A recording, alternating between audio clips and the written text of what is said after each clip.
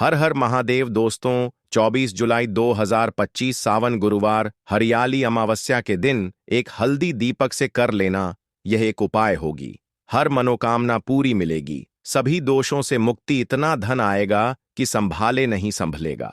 भगवान भोलेनाथ जी के आशीर्वाद से पूरे साल धन बरसता रहेगा। दोस्तों, जैसा कि आप सभी लोग जानते हैं कि 24 जुलाई को सावन गुरुवार हरियाली अमावस्या पड़ रहा है। इसीलिए यह दिन बहुत ही खास है, क्योंकि देखिए दोस्तों, गुरु जी ने कहा है कि जब भी सावन गुरुवार हरियाली अमावस्या पड़े तो आपको सिर्फ और सिर्फ एक हल्दी दीपक वाला उपाय करना चाहिए। यह उपाय इतना खास है कि अगर आपने सही मुहूर्त पर सही क्रिया अनुसार एक हल्दी दीपक वाला उपाय कर लिया, जो प्राचीन काल के समय का महा उपाय है, तो मान के चलिए दोस्तों, भगवान भोलेनाथ जी के आशीर्वाद से आपके जीवन का कितना ही बड़ा दुख हो, उससे आपको मुक्ति मिल जाएगी। आपकी कोई भी मनोकामना हो, मान लीजिए आप नौकरी की तैयारी कर रहे थे, आपकी नौकरी लग जाएगी, आपका बंद पड़ा व्यापार चल पड़ेगा। जिस बीमारी से आप बहुत दिनों से परेशान थे, उस बीमारी से आपको मुक्ति मिल जाएगी। आपके जीवन में धन आना शुरू हो जाएगा। आपके जीवन में धन आने के सारे रास्ते खुल जाएंगे और मान के चलिए दोस्तों, फिर आपको किसी भी प्रकार की परेशानी का सामना नहीं करना पड़ेगा। इसीलिए दोस्तों, इस दिन आप लोगों को इस वाले उपाय को जरूर कर लेना है। भले ही आपने पूरे साल भर इस उपाय को ना किया हो, पर अगर आपने इस सावन गुरुवार हरियाली अमावस्या के दिन अगर इस वाले उपाय को कर लिया, तो आपको इस उपाय को करने का वह फल मिलेगा जिसकी आपने कभी कल्पना भी नहीं करी होगी। इसीलिए आप लोग इस एक हल्दी दीपक वाले उपाय को एक बार जरूर कर लेना, ताकि आप लोगों के हाथ से यह मौका न जा सके और आपको इस उपाय को करने का फल मिल सके। दोस्तों, यह उपाय पंडित जी ने अपनी अभी की ही शिव महापुराण की कथा में बताया है, जो इस उपाय को आज हम आपको बहुत अच्छे से समझाने वाले हैं। इस वीडियो को देखने के बाद इस उपाय को समझने के लिए आपको कोई और वीडियो को देखने की जरूरत नहीं पड़ेगी। तो चलिए दोस्तों, उपाय को शुरू करते हैं। उससे पहले हे भगवान भोलेनाथ, आपके इस वीडियो को जो भी लाइक और चैनल को सब्सक्राइब करें, उसके जीवन में कभी दुख दर्द मत आने देना। साथ ही साथ कमेंट बॉक्स में 5 ओम नमः शिवाय जरूर लिखें, ताकि भगवान भोलेनाथ जी की कृपा आप सभी को प्राप्त हो सके। इसी के साथ में आप सभी को बता दूं कि आप लोग वीडियो को पूरा नहीं देखते हो, को काट काट कर देखते हो और गलत गलत उपाय को कर लेते हो, तो आपसे निवेदन है कि वीडियो को पूरा जरूर देखें। देखिए दोस्तों, यह सावन गुरुवार हरियाली अमावस्या का दिन यह इतना खास होता है, इतना महत्वपूर्ण होता है। देखा गया है, कभी कभी बड़े बड़े पूजा पाठ अनुष्ठान से जो मनोकामना पूर्ण नहीं होते, वह सावन गुरुवार हरियाली अमावस्या के दिन एक छोटे से उपाय करने से ही आपकी मनोकामना पूर्ण हो जाती है। और बहुत सारे लोगों ने इस उपाय को किया भी है और उनको इस उपाय को करने का फल भी जरूर मिला है। अगर आप लोग भी इस उपाय को करना चाहते हैं, तो आप इस उपाय को पहले अच्छे से समझ लेना, सुन लेना, उसके बाद करना। आपको इस उपाय का फल जरूर मिलेगा और इस उपाय को कर लेने से आपके घर में चाहे किसी भी प्रकार की दुख और समस्या क्यों ना चल रही हो, आपको उसका कारण भी नहीं पता है कि भाई यह समस्या किस कारण से चल रही है। उसका कुछ भी कारण हो सकता है, जैसे पितृदोष हो सकता है या किसी भी तरह का मंगल दोष भी हो सकता है। तो इस दिन आप लोगों को यह वाला उपाय कर लेना है। यह एक ऐसा उपाय है जिस उपाय को अगर किसी विशेष दिन पर किया जाए, तो भाई उस विशेष दिन का जो है वह तो हमें मिलता ही मिलता है, पर हमने उस दिन पर इस एक हल्दी दीपक वाले उपाय को किया है, तो हमें उससे भी बड़ा फल मिलता है और फल बहुत जल्दी मिलता है, क्योंकि आप इस उपाय को बहुत ही बड़े और विशेष दिन पर कर रहे हो।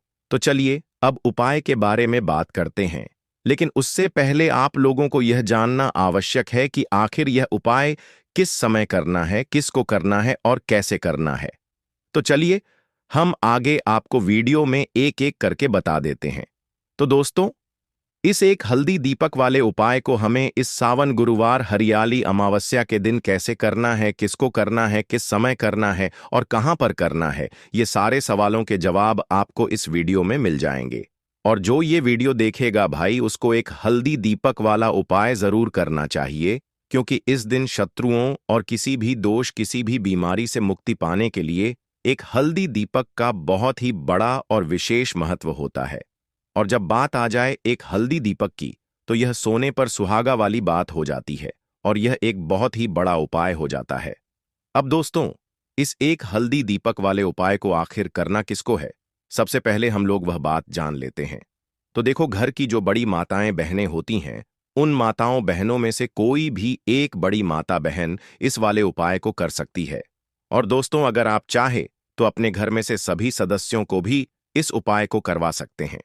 अगर किसी व्यक्ति की खुद की कोई मनोकामना है, खुद की कोई दुख और परेशानी है जो कि वह अपने लिए ही करना चाहता है, इस वाले उपाय को तो वह खुद अपने लिए भी कर सकता है। बाकी अगर कोई घर में से ऐसा है जो कि अपने पूरे घर परिवार की सुख और शांति के लिए यह वाला उपाय करना चाहता है, तो भाई वह भी कर सकता है। उसमें भी कोई दिक्कत वाली बात नहीं है। कहने का मतलब यह है कि इस उपाय को हर एक सदस्य भी कर सकता है और पूरे घर परिवार के सदस्य के लिए घर की बड़ी माताओं बहनों में से कोई एक माता बहन भी कर सकती है। माताएं बहनें अगर घर में उपस्थित ना हो या वह यह वाला उपाय ना कर पा रही हो, तो फिर घर का कोई बड़ा सदस्य भी इस एक हल्दी दीपक वाले उपाय को कर सकता है, चाहे फिर वह पुरुष ही क्यों ना हो। उसमें कोई भी दिक्कत वाली बात नहीं है। अब दोस्तों, एक हल्दी दीपक वाले उपाय को हमें करना कहां पर है? देखो, इस उपाय को हमें मंदिर में ही करना है। बहुत सारे लोग प्रश्न करते हैं, हर एक उपाय को करते समय क्या हम इस उपाय को घर पर या मंदिर में कर सकते हैं? देखो, तो इस वाले उपाय को आप मंदिर पर करोगे तो अच्छा रहेगा, घर में नहीं करना है इस वाले उपाय को। उसके बाद में दोस्तों, जो अगला प्रश्न निकल कर आता है वह यह आता है इस उपाय को लेकर कि आखिर इस उपाय को हमें किस समय करना है, सुबह के समय करना है कि शाम के समय करना है? तो देखो, इस वाले उपाय को आप लोग सुबह के समय भी कर सकते हो और शाम के समय प्रदोष काल में भी कर सकते हो। अब अगर आप पूछो कि भाई साहब सबसे उत्तम समय कौन सा रहेगा इस एक हल्दी दीपक वाले उपाय को करने का, तो हम आपसे बस यही कहेंगे कि इस उपाय को आप शाम के समय करेंगे तो ज्यादा बेहतर होगा, क्योंकि सावन गुरुवार हरियाली अमावस्या का दिन है और इस दिन प्रदोष काल के बहुत महत्व होता है। बाकी अगर सुबह के समय भी करेंगे तो भी अच्छा होगा, उसमें कोई भी दिक्कत वाली बात नहीं है। तो अब दोस्तों, जो अगली सबसे बड़ी और महत्वपूर्ण बात आती है वह यह आती है कि सुबह अगर हम उपाय को करेंगे तो हमें कितने बजे से लेकर कितने बजे तक के बीच में करना है, और शाम के समय प्रदोष काल में करेंगे तो हमें कितने बजे से लेकर कितने बजे के बीच में करना है। तो देखो, सुबह जितनी जल्दी हो सके आप उपाय को करने की कोशिश करना। बाकी अगर किसी कारणवश लेट भी हो जाओ, थोड़ी देर भी हो जाए तो देखो, सुबह जितनी जल्दी हो सके आप उपाय को करने की कोशिश करना। बाकी अगर किसी कारणवश लेट भी हो जाओ, थोड़ी देर भी हो जाए, तो 10 या 11 बजे तक भी आप उपाय कर लेना, पर 12 बजे से ज्यादा देरी ना हो, ठीक है? इस बात का ध्यान रखना। उसके बाद में दोस्तों, अगर शाम के समय प्रदोष काल की बात करें, प्रदोष काल का जो समय होता है वह शाम के 6 बजे से शुरू हो जाता है। मतलब शाम के 6 बजे से लेकर 7 बजे के बीच का जो समय होता है, यह समय प्रदोष काल का समय होता है। इस उपाय को 7 बजे या 8 बजे के बीच में भी कर सकते हो। मतलब शाम के 6 बजे से रात 8 बजे के बीच में आप कभी भी इस वाले उपाय को कर सकते हो, उसमें कोई भी दिक्कत वाली बात नहीं है।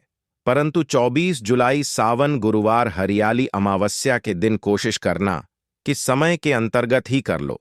किसी कारणवश ना कर पाओ तो थोड़ा देरी से भी कर सकते हो। तो चलिए, अब हम अपने सबसे पहले उपाय की बात कर लेते हैं। तो दीपक वाला उपाय करने के लिए आपको सबसे पहले जरूरत पड़ेगी एक दीपक।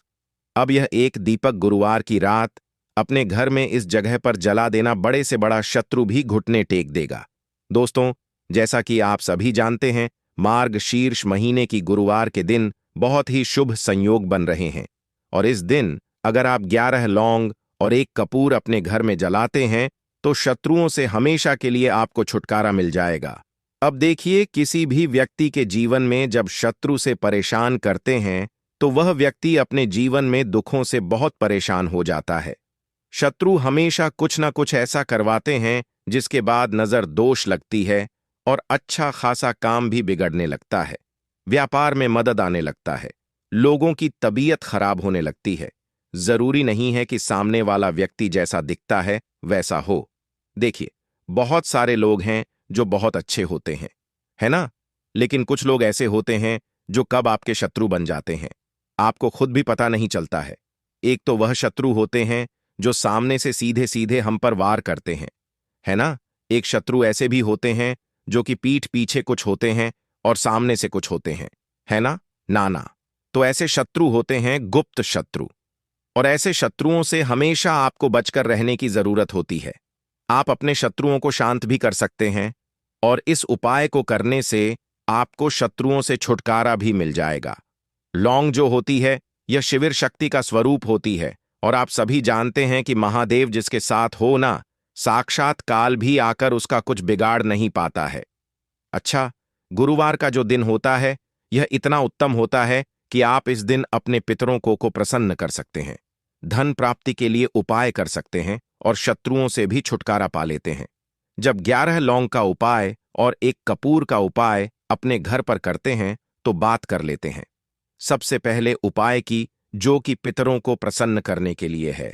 देखिए, पितृ जब किसी से नाराज हो जाते हैं ना, तो उस व्यक्ति के जीवन में बीमारियां, दुख, धन की समस्याएं लगातार बढ़ती हैं।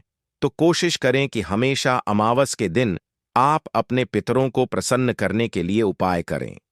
अच्छा, पितृदोष अगर घर में जरा सा भी होता है ना, तो सबसे ज्यादा कष्ट जो आता है वह बच्चों के जीवन पर आता है। बच्चों का मन पढ़ाई में नहीं लगता है, उन्हें आसानी से जीवन में सफलता नहीं मिलती है। बहुत सारे लोगों के यहाँ संतान को लेकर बहुत समस्याएं होती हैं कि संतान नहीं हो रही है ना? तो पितरों को प्रसन्न करने के लिए आपको इस दिन क्या करना है कि सूर्य भगवान को अर्घ देना है। तो थोड़ा सा तांबे का लोटा अगर हो तो तांबे के लोटे में जल भर लें, वरना किसी भी लोटे में आप जल लें। उसके अंदर आपको क्या करना है, थोड़े से अक्षत के दाने डालने हैं, थोड़े से चावल के दाने, थोड़ी सी किसरी डाल लें। अगर लाल फूल है तो लाल फूल डाल लें और सूर्य भगवान को अर्घ दें। अगर भी आप जल चढ़ा देते हैं, अर्घ दे देते हैं, तब भी आपके घर से पितृदोष दूर होता है। तो जब भी आप गुरुवार के दिन सूर्य भगवान को अर्घ देते हैं, इससे आपके पितृ प्रसन्न होते हैं। साथ ही साथ अगर आप कर सकते हैं तो पीपल का जो पेड़ होता है, इसमें भी हमारे पितरों का वास माना जाता है। तो आपको क्या करना है कि एक लोटे में या किसी भी बर्तन में आपको जल लेना है। उसमें थोड़े से आपको काले तिल के दाने डालने हैं, काला तिल डालना है। साथ ही साथ आपको क्या करना है, थोड़े से मिश्री के दाने डालने हैं।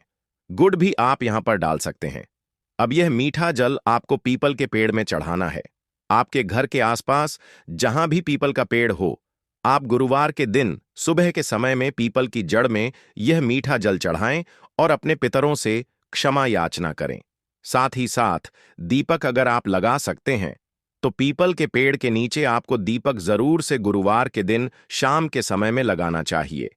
पितरी आपके हमेशा प्रसन्न रहेंगे और कभी भी पितृदोष की वजह से घर में कोई दुख और कष्ट नहीं आएगा। तो बहुत ही उत्तम सा यह उपाय है जो कि पितरों को प्रसन्न करने के लिए है और जीवन के दुख कष्ट जो हैं वह बहुत जल्दी दूर होते हैं जब आप हमेशा अपने पितरों को प्रसन्न रखते हैं।